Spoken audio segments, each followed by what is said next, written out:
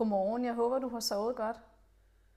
Måske er du hjemme i dag, fordi du er sygemeldt med stress. Måske har du masser af tankemyld og oplever lige nu at være helt ved siden af dig selv. Du kan ikke rigtig genkende, hvad det er, der foregår i din krop. Men bare rolig, du skal nok komme tilbage, når du har fået hjælp til at få afstresset din krop og bygge dig selv op igen.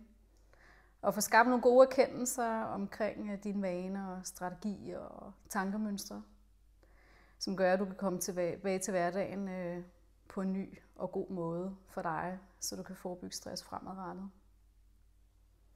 Jeg ved ikke, om du har fulgt med i den senere tids debat omkring, hvilken behandlingsform, som er bedst i forhold til at håndtere stress eller afhjælpe stress.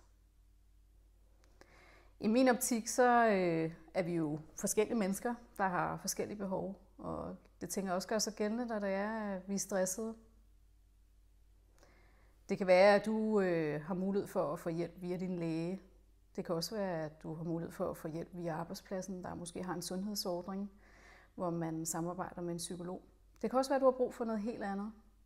Jeg tænker, der hvor du er lige nu, der er det rigtig vigtigt, at du lytter til dig selv og mærker efter, hvad det er for et behov, du har for at komme om på den anden side.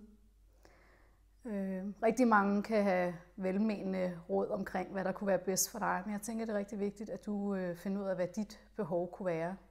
Og det allervigtigste i forhold til at finde en, som kan hjælpe dig, er at finde en, som du har tillid til og har kemi med, og som du oplever som værende kompetent til at hjælpe dig til at arbejde på flere planer, både med at afstresse din krop, men også til at give dig nogle gode værktøjer, som du kan bruge fremadrettet, når du skal tilbage i hverdagen igen, tilbage til arbejdspladsen, og sikre dig, at du bevarer din gode tilstand, din gode trivsel.